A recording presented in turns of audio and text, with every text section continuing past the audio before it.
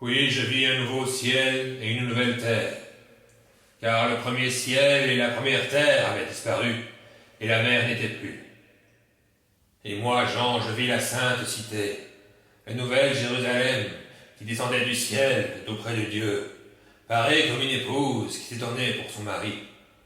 Et j'entendis une grande voix du ciel disant, Voici le tabernacle de Dieu avec les hommes, et il habitera avec eux, et ils seront son peuple, et Dieu lui-même sera leur Dieu, et il sera avec eux. Et Dieu essuiera toutes les larmes de leurs yeux, et la mort ne sera plus, et il n'y aura plus ni deuil, ni cri, ni travail, car les premières choses sont passées. Et celui qui était assis sur le trône dit, Voici, je fais toutes choses nouvelles. Puis il me dit, Écris, car ces paroles sont véritables et certaines. Il me dit aussi, Tout est accompli. Je suis l'alpha et l'oméga, le commencement et la fin.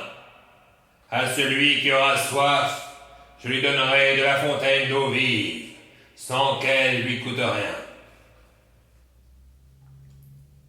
Celui qui vaincra héritera toutes choses, et je lui serai Dieu, et il me sera fils.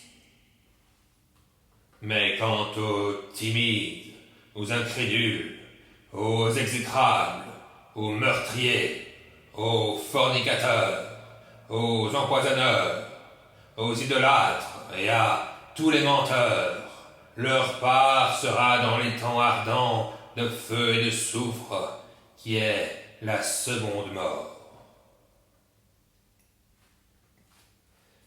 Alors, un des 7 anges qui avait eu les 7 fioles pleines des 7 dernières plaies s'approcha de moi et me parla en disant, Viens, et je te montrerai l'épouse, qui est la femme de l'agneau.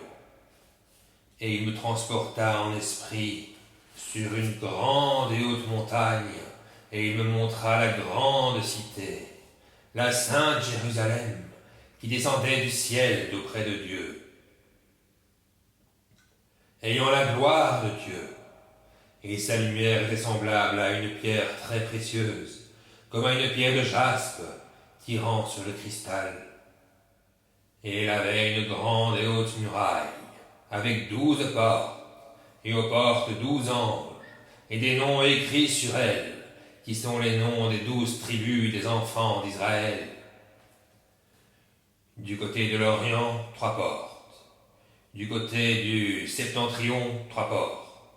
Du côté du Midi, 3 portes. Et du côté de l'Occident, 3 portes. Et la muraille de la cité avait 12 fondements, et les noms des 12 apôtres de l'agneau étaient écrits dessus. Et celui qui parlait avec moi avait un roseau d'or pour mesurer la cité, ses portes et sa muraille. Et la cité était bâtie en carré, et sa longueur était aussi grande que sa largeur. Il mesura donc la cité avec le roseau d'or jusqu'à 12 000 stades. La longueur, la largeur et la hauteur étaient égales. Puis il mesura la muraille qui fut de 144 coudées, de la mesure du personnage, c'est-à-dire de l'ange. Et le bâtiment de la muraille était de jaspe, mais la cité était d'or pur, semblable à du verre fort transparent. Et les fondements de la muraille de la cité étaient ornés de toutes pierres précieuses.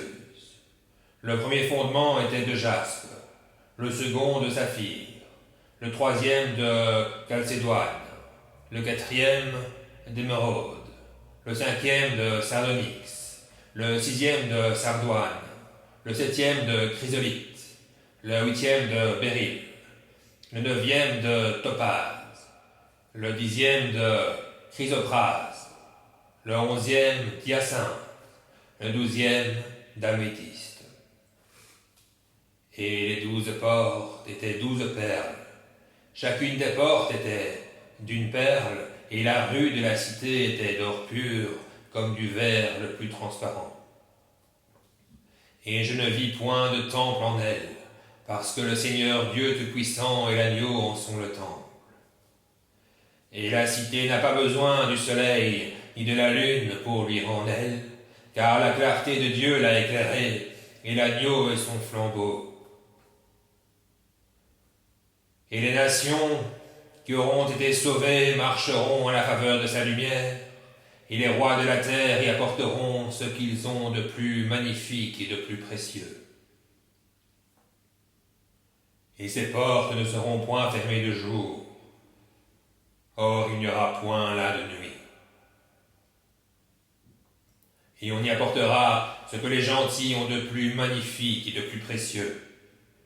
Il n'y entrera aucune chose souillée, ni personne qui s'abandonne à l'abomination et au mensonge, mais seulement ceux qui sont écrits au livre de vie de l'agneau.